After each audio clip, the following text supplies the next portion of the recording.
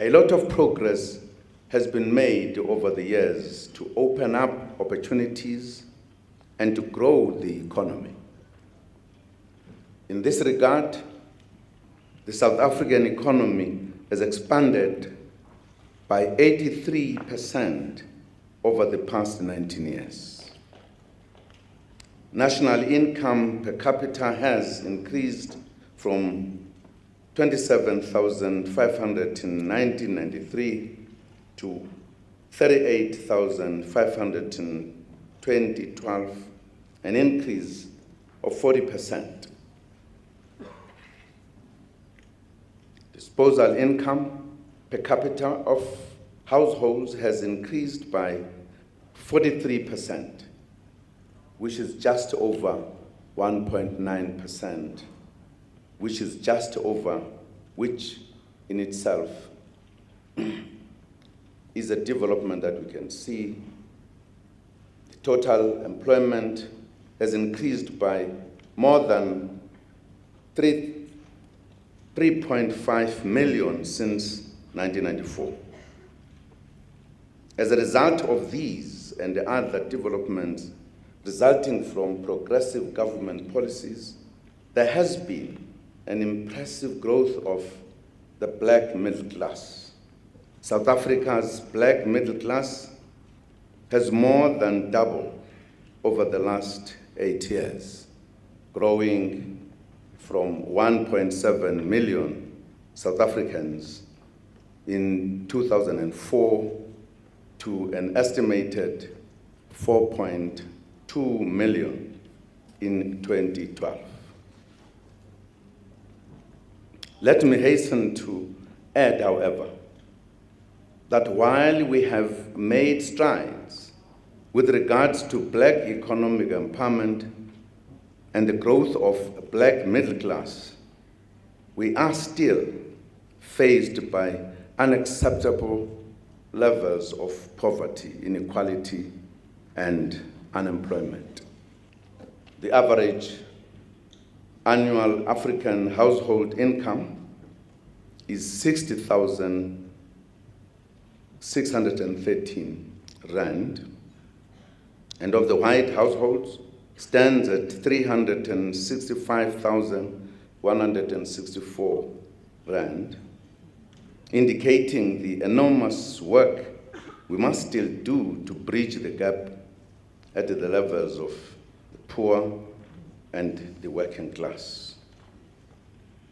With regards to progress in terms of BEE transactions, according to our National Treasury, over 600 billion rand in BEE transactions have been recorded since 1995. According to Ernst & Young, since 1995, there have been more than 1,500 publicly announced BEE ownership transactions worth at least 533 billion rand.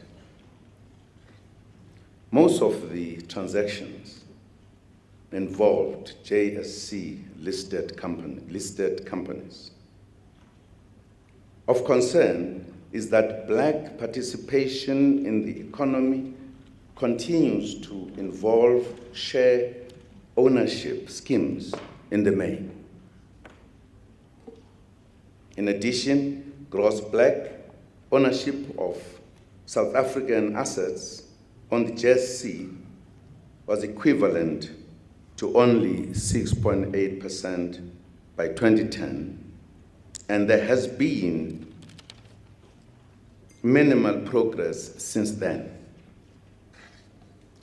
More importantly, we are yet to see the growth of black industrialists, despite government's aggressive focus on boosting the manufacturing sectors. The day we see factories all over the country owned by black entrepreneurs taking advantage of our industrial policy action plan, we will be moving towards achieving the BBBEE goals. In the amendment bill, which drew broad support across a number of parties in the National Assembly, we introduced a new statutory definition of fronting. We've introduced that because that can be a touchstone against which to judge fronting transactions. And we've introduced a new office, a commissioner, that will deal with complaints about BE fronting and can attempt to resolve them, but in the end of the day, if there's no resolution, can take these through the court processes for prosecution. We've also introduced in the bill some regulation of the verification agency and also of the alignment of the charters which have existed in a number of sectors with the BEE codes. And that bill, as I indicated, has passed through the National Assembly. The National Council of Provinces, according to my information, have now received mandates from each of the provinces. They will be meeting in the committee next week to receive those mandates, whereafter the bill will go to the plenary session of the National Council of Provinces, and we have no doubt that that amendment bill will become in force of law before the end of this administration. The other thing which we've done is we've looked at the codes of good practice. And we found that in the codes of good practice, there were 7 categories of broad economic empowerment that were provided for. And we found that although people could earn points, there were 2 things. One is many players were not earning points in some of the most important economic categories. And the second one was it was actually quite easy to earn a point or 2 without doing anything very substantial. And so what we've done is we've rejigged the codes. We've rejigged the codes, first of all, by reducing the number of categories from 7 to 5.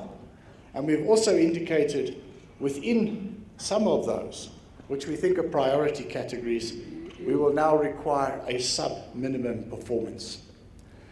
One of those categories which we've combined and which we've put in as a sub-minimum is what's now called supplier and enterprise development. There were previously 2 categories.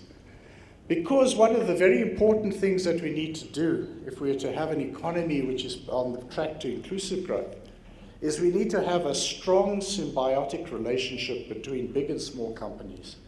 We see that in successful emerging economies across the world.